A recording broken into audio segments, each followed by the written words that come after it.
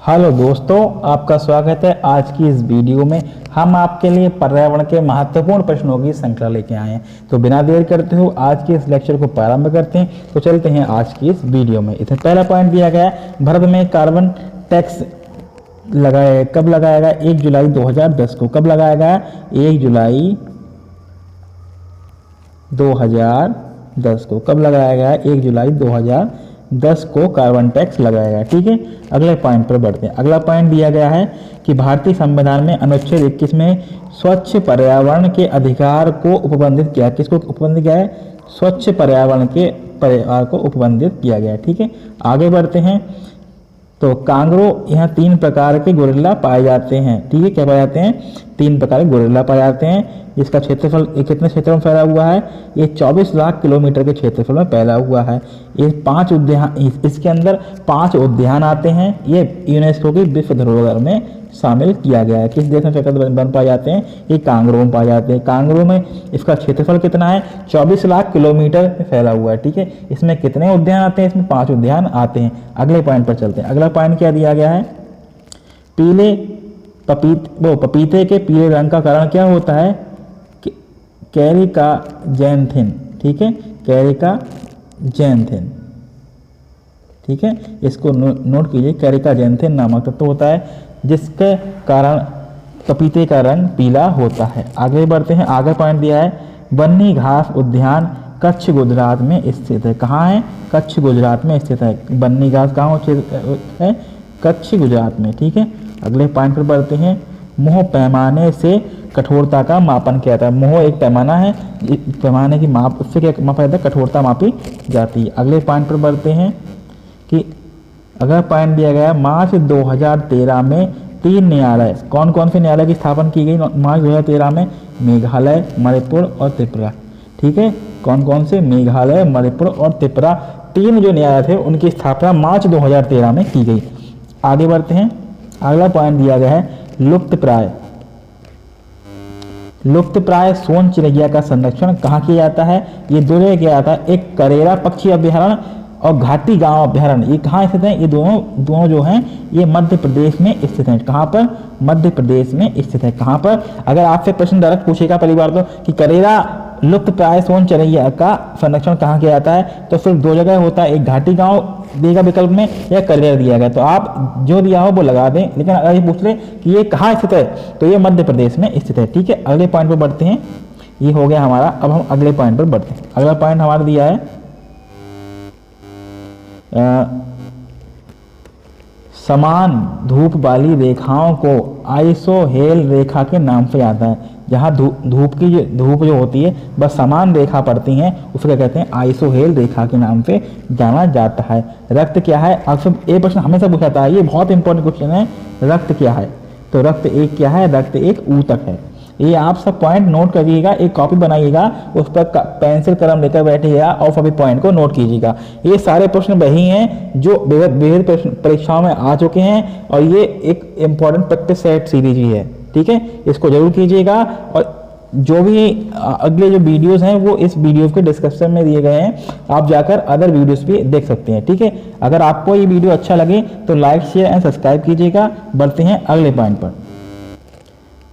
अगले पॉइंट दिया गया है हमें कि स्वतंत्र भारत के गृह मंत्री, अगर आपसे पूछ ले कौन थे, तो भैया वल्लभ भाई पटेल थे। कौन थे? वल्लभ भाई पटेल। ठीक है, अगले पॉइंट पर बढ़ते हैं। ये अगला पॉइंट दिया गया है, संजय राष्ट्रीय उद्यान। ये सीधी कहाँ स्थित है? ये सीधी मिर्जापुर मध्य प्रदेश में स्थित है। कहाँ है?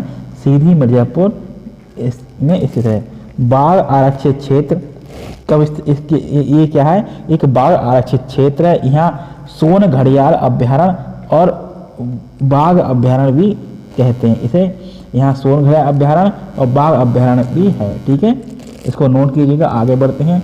दक्षिण कोरिया में दक्षिण कोरिया, अगर आपसे प्रश्न पूछ ले, ये बहुत बार आ चुका है कि सुबह की भूमि किसे कहा जाता है, तो दक्षिण कोरिया को सुबह की भूमि कहा जाता है। ठीक है, अगले पॉइंट पर बढ़ते हैं।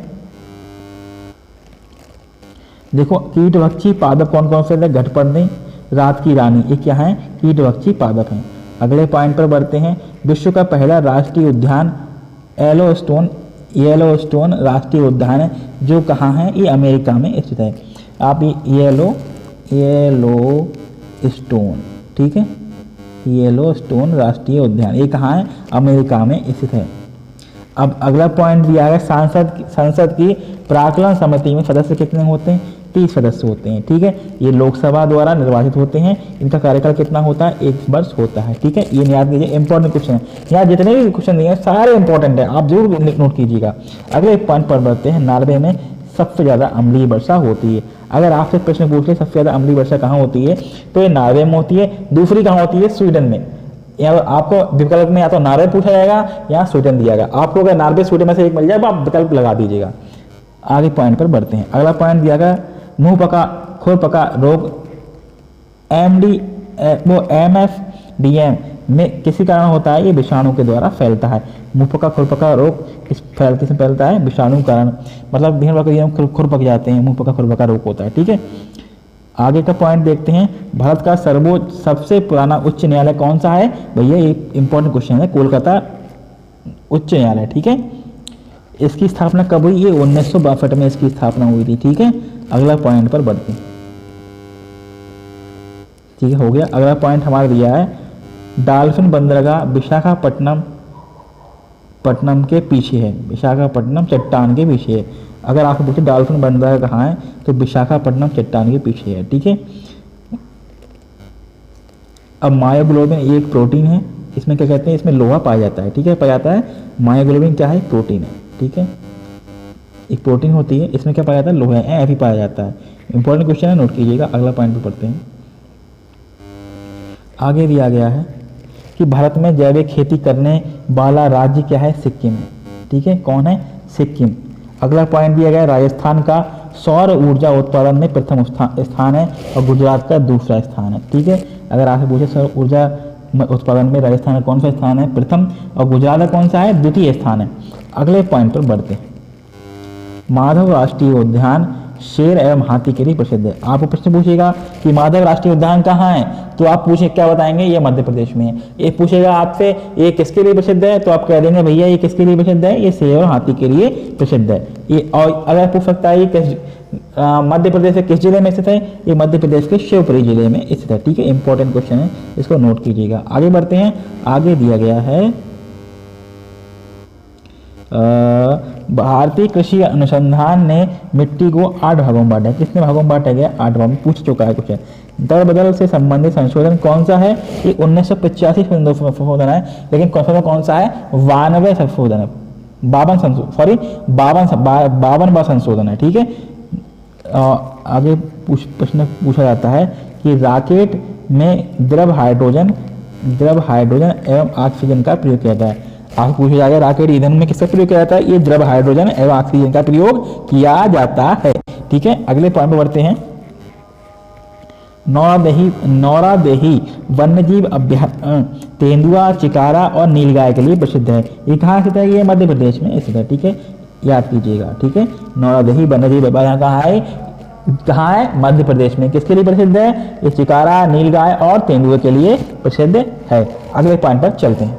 अगला पॉइंट दिया है, सौर विकिरण प्रभावित करता है। किसे करता है? ये जल चक्र को प्रभावित करता है, ठीक है, नोट कीजिएगा। अगला क्वेश्चन, सतत विकास लक्ष्य 2017 में भारत का कौन सा स्थान था? तो सतत विकास लक्ष्य 2017 में भारत का कौन सा स्थान था? ये भारत का 116वां स्थान था, ठीक है। प्रथम स्थान किसका था? स्वीडन का था, ठीक है, याद कीजिएगा। अगले पॉइंट पर बढ़ते हैं। राष्ट्रीय पर्यावरण अभियांत्रिकी शोध संस्थान NERT कब और कहाँ स्थापित है? ये नागपुर में 1958 में स्थापित की गई थी, ठीक है। अगला पॉइंट पर बढ़ते हैं। अगला पॉइंट देखिए, NEA नेशनल एनवायरनमेंट अथॉरिटी, इसका फुल फॉर्म है। दोस्तों आज के लिए इतना ही। अगर हमारे द्वारा पढ़ाए गए प्रश्न अगर आपको महत्वपूर्ण लगे, प्रश्न महत्वपूर्ण लगे, परीक्षा उपयोगी लगे, अगर थोड़ा तरीका अच्छा लगा हो तो हमारे वीडियो के ऊपर लाइक शेयर सब्सक्राइब कीजिएगा। इससे हमारा मोटिवेशन होता है, हमें वीडियो बनाने की और इच्छाएं होती है। तब तक के लिए धन्यवाद। मिलते हैं अगली वीडियो, तब तक के लिए जय हिंद, जय भारत, वंदे।